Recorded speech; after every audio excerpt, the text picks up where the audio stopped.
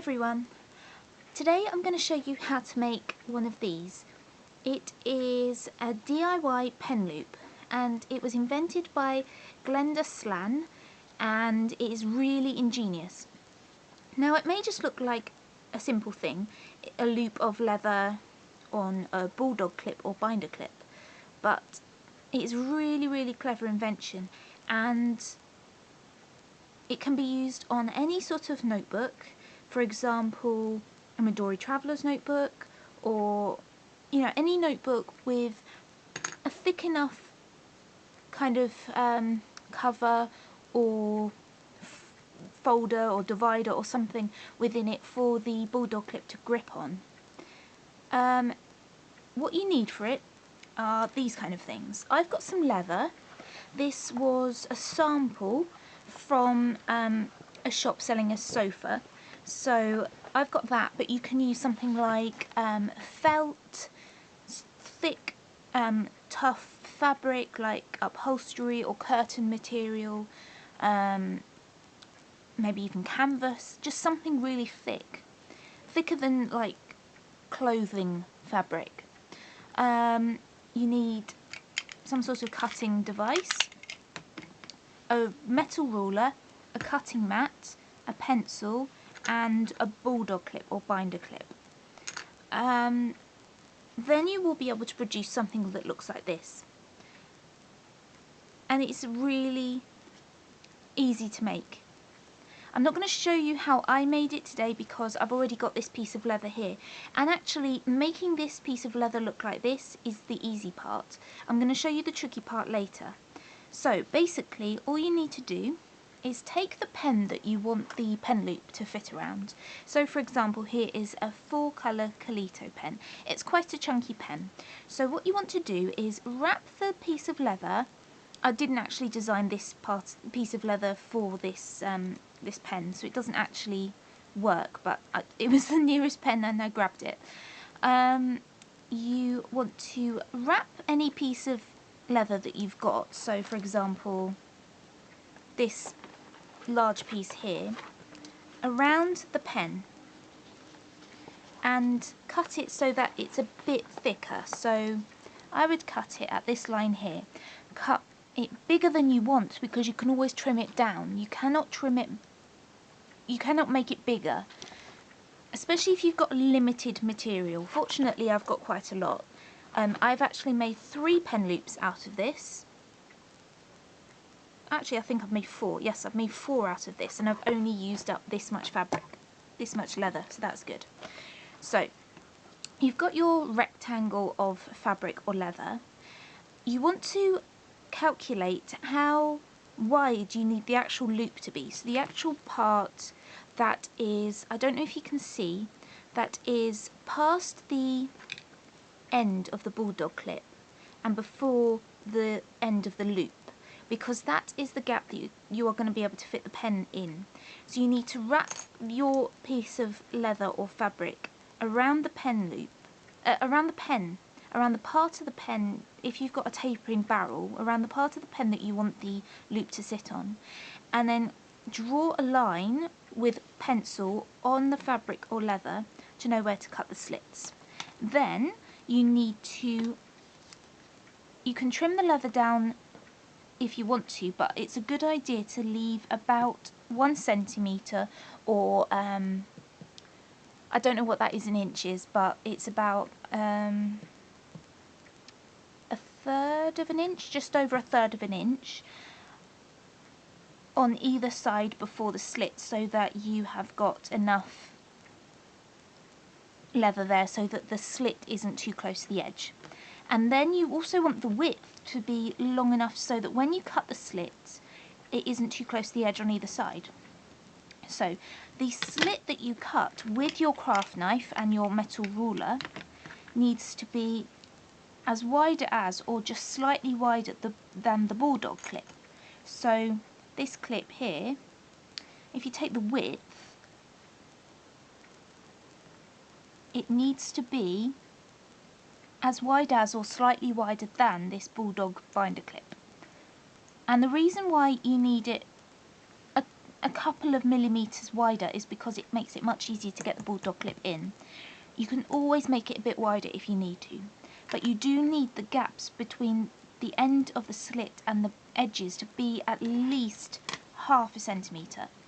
Anything less, and the pressure that you're going to put the leather under, or even the fabric, because the fabric is woven, it might start to fray, and the leather, once it gets dry, it gets slightly brittle. You need to make sure it's not too near the edge so that it doesn't split. Then you need to make the slits. Then you can test to see if the slits are wide enough by starting to put the bulldog clip through. The easiest way to do this is to have one arm flat and one arm extended. Just to test it for testing, it's tricky to do. To make it sure it is wide enough, you just try to put one end through. So you put one of the extended arms through, and then you have one sitting on the wrong side of the leather and the rest of the binder clip and the arm sitting on the good side of the leather, the outside of the leather. And then you just try to pull the fabric over the rounded parts here, and if it isn't wide enough, the slit, it won't go through. So you can take it off and widen the slit a tiny bit. So when you get to that point, you know it's wide enough, okay? So now what you want to do is put the binder clip through like this. This is the part that I found the most tricky. You have to kind of get a knack for it. So you've got to work out how it's going to look when it's finished. So basically it's going to look something like that. But you want these ends of the bulldog clip to sit on the outside while this part sits on the inside. So the edges of the leather here go inside the binder clip. So what you need to do is put the arms through and somehow get the leather in. Now it's quite tricky to do with your fingers, and it may seem harder than it is, but actually it's not too hard. So the first thing that you want to do is figure out how to do it. And I did this a couple of months ago, so I'm trying to remember which way around it goes. And obviously it does take some figuring out.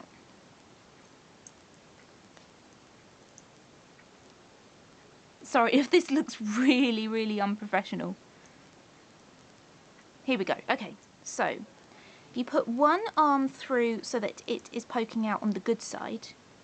Then you can open the arms by squeezing and start to pull the leather around the clip. And now this is slightly tricky. If you then wriggle it so that the leather comes near the opening of the clip, and then start to pull the binder clip through. There we go. Okay, step one, done. Now push it so that it's inside the leather, and then put the other arm through the other slit and pull until it comes around the other side. So this is the hard part. It is, I think, quite tricky to do. If you pull it so that it sits like this, it's easier, and then you pull it around. Okay, that's good. Now you need to pull it so that you have got as much loop here as possible, and you pull it until the edge of the slit comes down the back of the bulldog clip. There you go. And then that's done. And that looks the same as that. And then what you can do is you can put it on the side of your notebook, like so. Take the arms off, like that. There we go. Done. Easy peasy. Now, what Glenda asked me to do when I filmed this video is to say that she owns the Creative Commons license, the intellectual property and the copyright on this product. She designed it and she very kindly shared the idea with us, and she actually sells them in her Etsy shop. Because she has the copyright on them and she sells them herself, she says that anyone can make it for themselves, personal use, brilliant, but she doesn't want anybody else making them to sell for profit. And I think that is completely understandable, because she has made this product and she is selling it herself. She doesn't want other people taking her her market, basically, using the product as a way of earning money themselves when she invented it and she has actually copyrighted it. So if you want to make one, brilliant. If you want to share one with your friends and family, or if you're like giving somebody a fodori or something like that, brilliant. But she would like you to please not sell them yourself.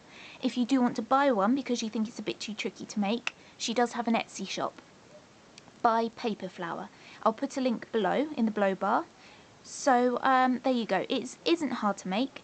It's really useful, and you can make them in all sorts of fabrics and things, make them really pretty. So there you go, really, really useful. And if you do want one made by the inventor Glenda Slann herself, her Etsy shop is Buy Paper Flower. Thank you very much for watching. Bye!